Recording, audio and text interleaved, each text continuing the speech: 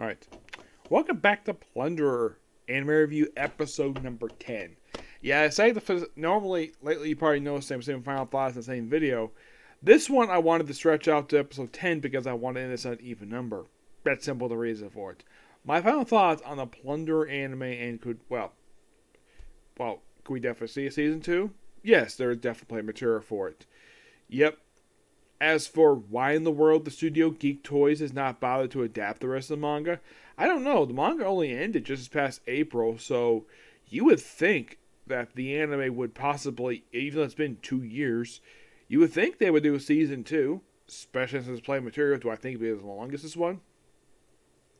Possibly, might be slightly longer given the fact there's I think it's about 56 chapters of it for the series.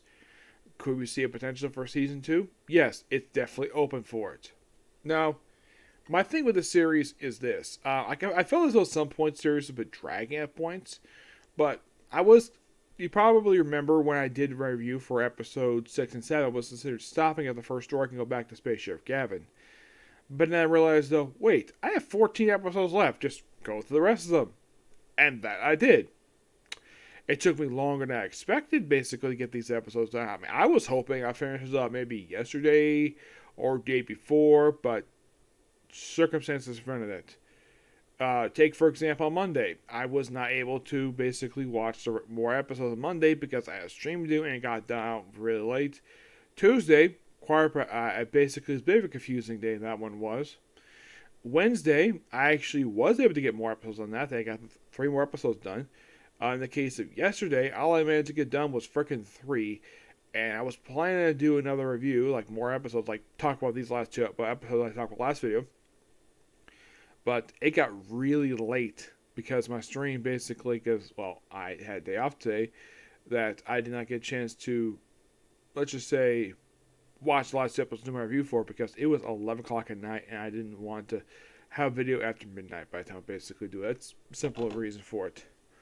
Yep, but in the case of this series overall, it's an absolute really good anime. It's got great voice acting. I mean, I think in the case of Sarah Winoff, this is probably by far one of those few series I've seen her where she voices pretty much the female lead of the series. And this one in particular, she's practically the start of the series, and Licht is probably like a co-star, even though he's literally the male lead. And this is also, fun fact, the second series where you have a character voiced by Licht involved with a character who's voiced by Sarah Winoff. The first series I counted like this. How not the Seven Demon Lord, except that Sarah was voicing an elf, not a girl, not a human girl. Now, Licht's character, that one was a bit perverted, but they never implied he was a pervert. This one, he's obviously a pervert because it's Eric Vale. Him, along with Ty Abercorn, have a tendency to do this sometimes for some of the characters where they're perverts or they're perverted. In the case of Eric, it was more with him than it was with Todd Peppercorn. The only characters I could think of voiced by Eric Vale that are not perverts is Future Trunks for the Dragon Ball franchise. There is Pandora's Actor and his character from Soul Eater. Those ones I can think of that are not perverts, but a lot of the characters he voiced are perverts. That's the thing with Eric Vale. He probably just likes voicing perverts. I have nothing basically against him for doing that, but his character's a lot of fun. Like, of course, about being pervert, he's a very serious character. And I do enjoy his look in the series. Now, one thing the series does not explain, where the heck did he get the metal things he wears on his legs? Yeah, that's something the series never bothers to explain. Yeah, I thought that was kind of weird.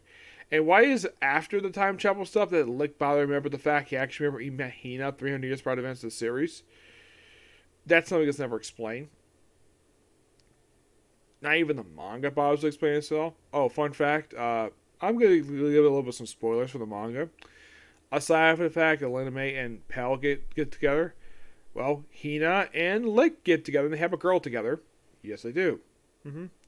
What about Nana and Jail? Oh, they do marry.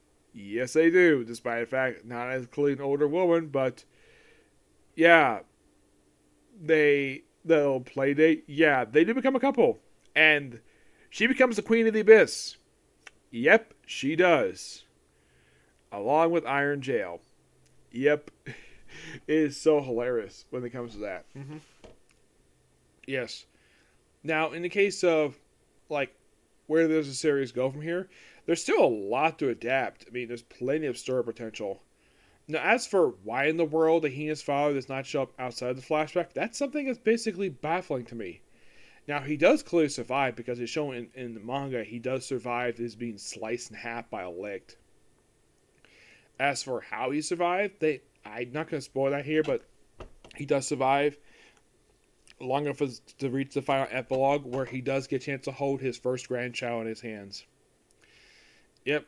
As for what happens to Hina's mother, that's something they really don't go into. The fact she fell in the abyss, they don't really show her again afterwards. Not really, no. It's just quite interesting when it comes to that. But I think in the case of the battle thing, it seems like left that open. Now, as for why in the world has not been season 2 yet, that's a bit unknown, but there's still plenty of time to basically make one.